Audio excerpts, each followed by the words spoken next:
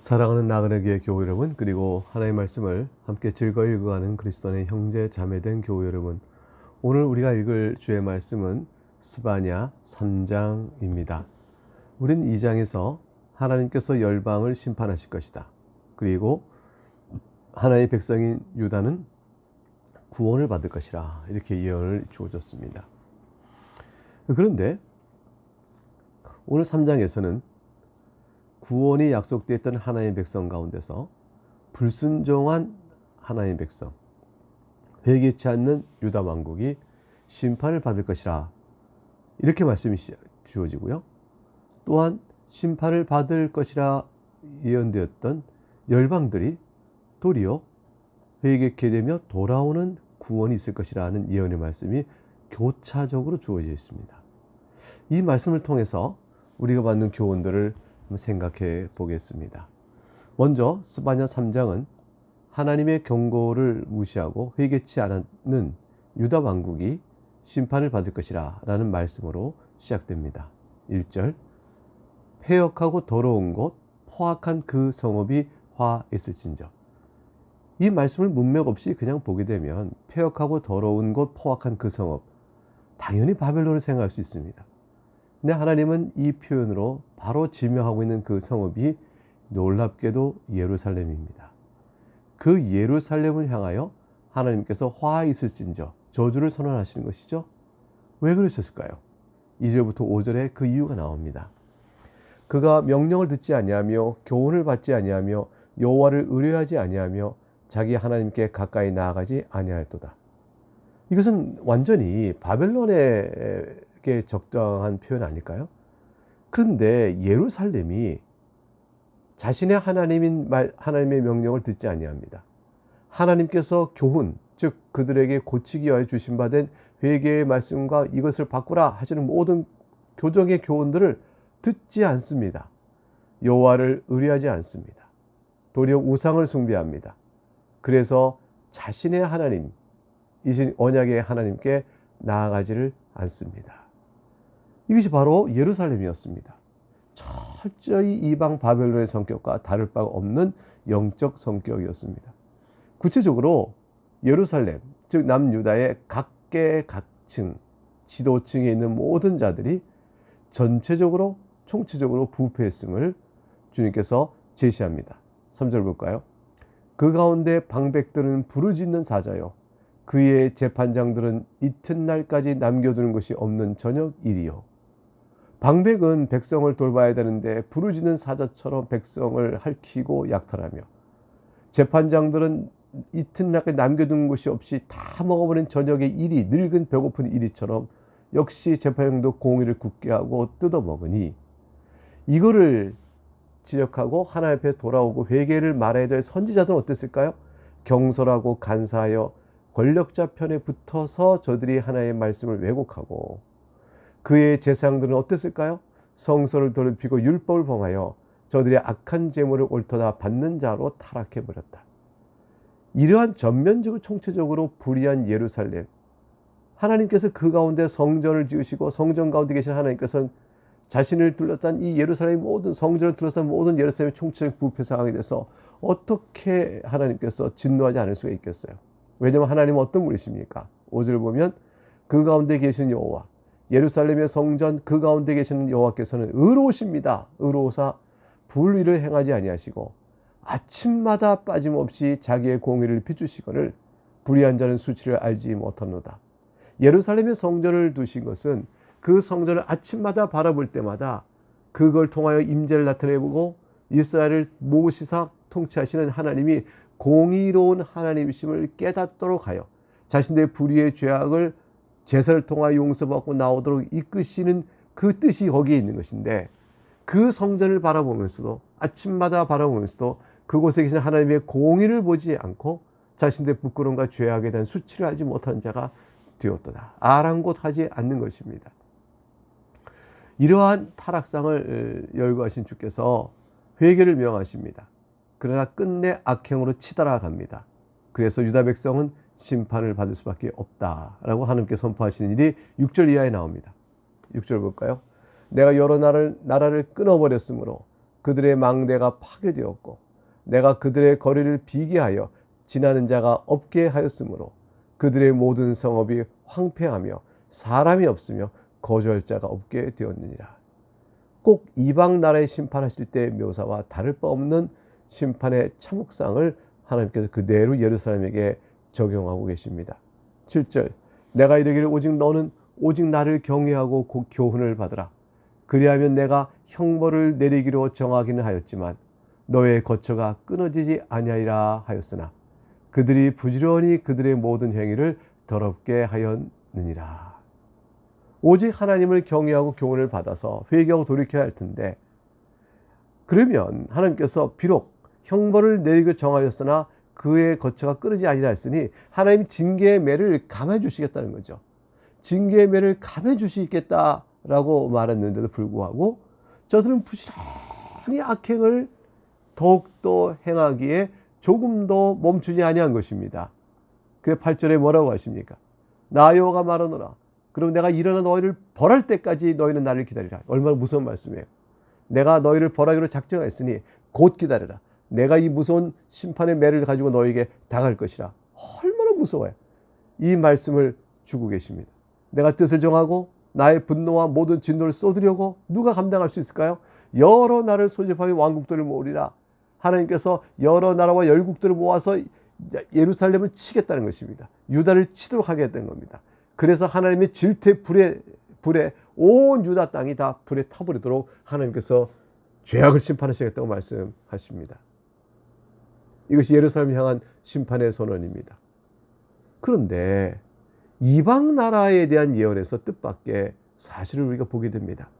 하나님께서 하신 일이, 하나님의 백성에 이렇게 심판을 말씀하셨는데 이방 나라엔 새로운 은혜가 주어진 내용이 나옵니다. 9절과 10절을 볼까요? 그때 내가 여러 백성의 입술을 깨끗하게 하여 그들이 다 여호와 이름을 부르며 한 가지 나를 섬기게 하리니.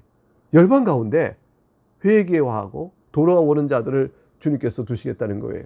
입술을 깨끗하게 하고 여호와 이름을 다 부르게 하여 다 한 가지 한 마음으로 주님을 섬기도록 하나님께서 하시겠다고 말씀하십니다. 10절 내게 구하는 백성들 곧 내가 흩은 자의 딸이 구스강 건너편에서부터 예물을 가지고 와서 내게 바칠 것이라. 그래서 이방 나라에 흩어진 자들이, 여러 나라의 백성들이 입술이 깨끗했다. 지금 마음이 성결케 되어지고 하나님께 나와 찬양하며 예배하며 예물을 드리는 그런 역사가 있게 될 것이라. 이방 나라에 임할 구원의 대회복의 예언입니다. 이 놀라운 이방에 대한 하나님의 회심과 구원이란 예언을 주신 주께서, 그러면 하나님의 백성 유다는 어떻게 될까요? 앞서 봤을 때 그들이 예루살렘이 온갖 죄를 다 총체적으로 부패하여 심판을 받으라고 말씀하셨는데, 그러면 이방이라도 이렇게 구원이 있다면 그렇게 이방과 똑같은 모습으로 타락해버렸던 예루살렘에 대한 하나님의 진노에서 하나님의 백성도 살 길이 열어지지 않을까요? 어떻게 살 길이 없을까요? 11절 이하 보면 13절에 하나님께서는 이방마저도 구원하시는 하나님은, 그 가운데서도 하나님 구원의 회복을 주시는 하나님께서는 하나님 택한 백성들이 비록 그렇게 타락하여 심판을 받지만 그래도 그들 가운데서 구원받아 이스라엘의 회복이 이루어지는 역사를 하나님께서 말씀해 주십니다. 얼마나 자비로우신 분인지 몰라요. 얼마나 하나님께 사랑이 많으신지 모릅니다. 하나님의 긍휼에 엎드리십시오. 하나님의 사랑에 엎드리시기 바랍니다. 11절 보겠습니다. 그날에 네가 내게 범한 모든 행위로 말미암아 수치를 당하지 않을 것은, 예루살렘아 네가 내게 얼마나 많은 범죄를 했느냐. 그러나 그것 때문에 너희가 수치를 당하지 않게 할 거다. 왜냐하면 그때 내가 너희 가운데서 교만하여 자랑한 자는 제거해버리되 네가 그래서 나의 성사에서 다시는 교만하지 않게 할 것이라. 교만하여 자기 의와 부를 자랑하며 하나님 앞에 악을 행하는 자도 내가 제할 것이다. 그러나 12절 내가 곤고하고 가난한 백성을 네 가운데 남겨두리니. 예루살렘 가운데 하나님께 구원의 회복을 주시는 이유가 있습니다. 대상이 있어요. 가난하고 공고한 자들. 그런 자가 어떨까요? 하나님 앞에서 자신이 죄 때문에 괴로워한 자입니다. 자신의 악행 때문에 괴로워하는 자예요. 자신이 당한 모든 불행 때문에 하나님 앞에서 엎드리고 하나님의 도우심을 구하는 자입니다. 상처 입고 찢기고 약해진 심령을 가진 자들이 하나님 앞에 은혜를 구하며 하나님만이 치유할 수 있으며 하나님만이 용서할 수 있으며 하나님만이 회복의 역사인 줄 알고 하나님께 무릎 꿇고 나가 하나님께 감사로 구하는 자들, 그런 자들 내가 너희 가운데 남겨두니 그들이 여호와의 이름을 의탁하여 보호를 받을지라. 하나님의 이름을 부르고 그 앞에 의탁하면 보호를 받습니다. 살 길이 열어지는 것이죠. 13절 이스라엘 남은 자는 악을 행하지 아니하며 거짓을 말하지 아니하며 입에 거짓된 혀가 없으며 먹고 누울지라도 그들을 두렵게 할 자가 없으리라. 그래서 하나님께서 보호하기로 남겨둔 이 사람들은 악을 행하지 않고 거짓을 말하지 않습니다. 입에 거짓된 혀가 없으며 먹고 누울지라도 그들을 두렵게 하지 않도록 하나님께서 영적인 은혜를 충만케 주셔 붙들어 주십니다. 그러니까 이 뒤에나 13절에 악을 행하지 않고 거짓말하고 등등은 다 용서받은 자, 그런 자들이 누려지는 영적 열매들이라 할 것입니다. 이 은혜 가운데서 하나님과 교통해가는 큰 은혜를 누리게 되어지죠. 그래서 14절과 17절에 가게 되면 너무나 아름다운 구절이 나옵니다. 우리가 많이 아는 구절. 그것이 뭐냐면 이렇게 하나님을 경외하고 곤고하고 가난한 백성 이스라엘 남은 자들을 하나님께 회복시키실 때, 이스라엘 회복시키실 때 그들이 누릴 기쁨이 얼마나 큰지, 그들이 받은 용서받은 자의 행복이 얼마나 큰지를 노래하고 있고요. 또 하나님께서 그들을 향해서 하나님만을 의지하고 공고하고 가난한 자를 하나님께 돌이켜서 그들을 회복시킬 때, 그들에게 통하여 이스라엘 회복시킬 때 그들을 바라보는 하나님 마음이 또한 얼마나 기쁘고 또 사랑으로 넘치는지 그것을 보여주고 있습니다. 지극히 아름다운 구절입니다. 14절부터 17절까지 내용을 한번 읽어보겠습니다. 시온에 따라 노래할지어다. 이스라엘아 기쁘게 부를지어다. 예루살렘에 따라 전심으로 기뻐하며 즐거워할지어다. 점점점 강조되고 있죠. 노래할지어다. 기쁘게 부를지어다. 전심으로 기뻐하며 즐거워할지어다. 점점점 마음을 모아 하나님께 영광을 돌립니다. 왜 그러냐면 15절 이유가 나오죠. 여호와가 너의 형벌을 제거하였고 네가 받은 모든 형벌을 하나님께서 다 제거해버리셨다. 너의 원수를 쫓아내버렸다. 너를 유혹하고 넘어뜨린 모든 마귀와 악한 영의 역사를 다 제거해버리고 이스라엘 왕 여호와가 네 가운데 계시니 우리의 왕 되신 여호와께서 우리 가운데 계시니 예수 그리스도께서 우리와 함께 가시죠. 임마누엘입니다. 하나님 너희와 함께 계시니라. 하나님 나라의 아주 특징적인 모습의 본질이죠. 네가 다시는 화를 당할까 두려워하지 아니할 것이라. 그래서 그곳에서는 다시는 사망이나 죽음이 없습니다. 유혹과 시험도 없어요. 그곳에서는 온전한 하나님과 영원히 하나님을 기뻐하고 하나님과 교통해가는 그 즐거움이 가득 찬 곳, 그 생활 것의 땅이요 새 예루살렘이죠. 그걸 지금 이렇게 노래하고 있는 것이에요. 이 땅에서 이것이 완전히 성취된 적은 없습니다. 그러나 지금 이스라엘 백성의 경우 바벨론 포로 끌려갔다 돌아올 그날에 이들이 이 기쁨을 이 지상에서 불완전하지만 누리죠. 그 맛을 보는 그것을 극대화시키는 겁니다.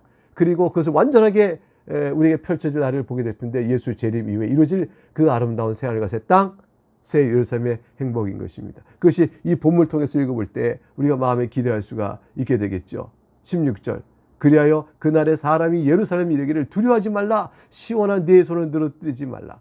그날에는 회복되는 날이요 하나님의 용서가 있는 날이요 하나님께서 하나님께 우리를 사랑하고 기뻐하신 날이니 우리 또한 하나님을 향하여 기뻐하고 즐거워할 수 있는 겁니다. 절대로 낙심과 절망의 상태에 있지 말라고 말하죠.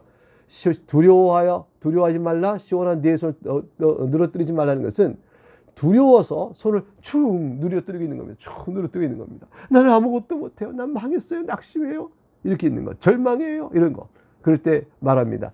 일어나라는 것이에요. 일어나라. 반대, 이것과 다른 반대편은 뭘까요? 네 손을 늘어뜨리지 말의 반대편. 내 손을 견고히 세워라. 스가랴서 8장 12절에 있는 말씀의 표현이죠. 히브리서 12장 12절의 말씀도 있습니다. 손과 무릎을 일으켜 세우라 그랬어요. 우리가 하나님을 바라보는 겁니다. 마귀를 보면은 정죄뿐입니다. 그러나 하나님을 바라보면 용서가 있습니다. 긍휼이 있습니다. 하나님은 역사의 주관자시여 천지를 지으시고 오늘도 역사 가운데 살아계 섭리하십니다. 하나님을 바라보면 낙심과 절망, 손을 두려워 가운데 늘어뜨릴 것이 아니라 용서받은 자의 행복으로 견고히 선언하고 무릎을 일으킬 수가 있는 것이죠. 17절 그 이유를 이렇게 설명합니다. 너무 아름다운 시. 너의 하나님 여호와가 너희 가운데 계시니 그는 구원을 베푸실 전능자이시라. 그가 너로 말미암아 기쁨을 이기지 못하시며 너를 참잠히 사랑하시며 너로 말미암아 즐거이 부르며 기뻐하시려 하리라. 아니 나 같은 자도 이스라엘 폐역성 보세요. 앞에 묘사했던 오늘 본문에서 이스라엘 폐역성 보세요. 그 바벨론 아니에요? 가장 악한 이방인들의 모습 아니에요? 그런데도 하나님께서 그들 가운데서 남은 자를 불러내시고 가난하고 공고한 자를 불러내셔서 하나님께서 그들을 사랑해 주신 겁니다. 구원을 베풀어 주십니다. 전능하신 분이 구원을 베풀어 주십니다. 말씀합니다. 우리로 말미암아 하나님께 기쁨을 이기지 못하신대요. 하나님께서 우리를 참참히 사랑하신답니다. 하나님께서 우리로 말미암아 즐거이 부르고 기뻐하신다고 되어 있습니다. 하나님께서는 여러분을 몹시 사랑합니다. 우리의 허물이 많고 연약하지만 사랑하십니다. 그래야 우리로 하여금 하나님 닮아가고 주 앞에 선하게 살아가는 그 복된 삶을 살도록 이끌어 가십니다. 이러한 구원을 위해서 하나님께서는 원수를 징벌해 주시고 하나님의 백성이 다시 약속의 땅으로 돌아올 것을 약속하십니다. 그것이 18절과 오늘 본문의 끝절 20절까지 내용입니다. 18절 보겠습니다. 내가 저희로 말미암아 근심하는 자들 모으리니 그들은 내게 속한 자라. 그들에게 지어진 짐이 치욕이 되었느니라. 저희로 말미암아 근심하는 자들의 것은 포로로 끌려갔죠. 하나님의 징계의 심판을 받아서 포로로 끌려갔습니다. 각처에 흩어졌습니다. 그들이 절기만 되면 예루살렘을 보고 통곡하는 겁니다. 예루살렘에 가서 하나님의 성전에서 이 절기를 섬기며 하나님께 영광을 돌려야 되는데 우리가 이 땅에 끌려와 흩어져 있으니 그러지 못하는구나 하고 마음에 근심하는 자들을 주님께서 다시 모으신다고 되어 있어요. 예루살렘 땅, 약속의 땅으로 다시 올 수 있도록 다 모으는 것이죠. 그들은 내게 속한 자다. 내가 버리지 않고 기억하고 있다. 그래 그들을 모으시면서 그들이 흩어져서 포로의 생활 속에서 하나님께 예비도 못 드는 수욕과 치욕을 당할 때 그들이 어깨에 있는 짐, 무거운 짐들이죠. 이걸 주님께 다 내려주시고 다 불러 모아 회복시켜지고 영적 갱신 속에서 하나님께 예배할 수 있도록 해주신다는 겁니다. 사랑하는 교우 여러분, 우리가 이 땅에 사는 동안에 연약하여 중생자지만 죄의 흔적 안에 시달릴 수 있습니다. 하나님을 사랑하는 가운데 기쁨이 있죠. 그 기쁨을 충만케 해주기 위해서 우리가 실족하더라도 하나님께 다 불러 모으셔서 회복을 시켜주셔서 하나님께 나오는 큰 은혜를 베풀어 주신다고 약속의 말씀을 주고 있는 것입니다. 사랑하는 교우 여러분, 이 말씀 앞에 겸손히 엎드려야 할 것입니다. 이 말씀을 빙자하여 죄 가운데 있어서는 안 될 것입니다. 이 말씀 앞에서 용서님 앞에 실로 겸비해지고 실로 낮아지며 그저 하나님 앞에 엎드릴 따름이어야 할 것입니다. 19절 그때 내가 너를 괴롭게 하는 자들 다 벌하고 저른 자를 구원하며 쫓겨난 자를 모으며 온 세상에서 수욕받는 자에게 칭찬과 명성을 얻게 하리라. 놀라운 반전이 이루어집니다. 20절 내가 그때 너희를 이끌고 그때 너희를 모을지라. 내가 너희 목전에서 너희의 사로잡힘을 돌이킬 때에 너희에게 천하 만민 가운데서 명성과 칭찬을 얻게 하리라. 여호와의 말이니라. 이방인들 가운데서 하나님의 백성 구원받은 자들이 칭찬과 명성, 지금은 너희가 포로 가운데 하나님의 징계 아래 있기 때문에 수출당하지만 그러나 너희에게 칭찬과 명성, 아름다움과 고결함과 그 복된 것을 너에게 줄 것이며 그로 인해 이방인들이 와 높은 자여 거룩한 자의 하나님의 속한 백성이로다 라고 명성과 칭찬이 있도록 너희를 존귀케 할 것이라고 말씀합니다. 여러분 이 너희가 바로 우리입니다.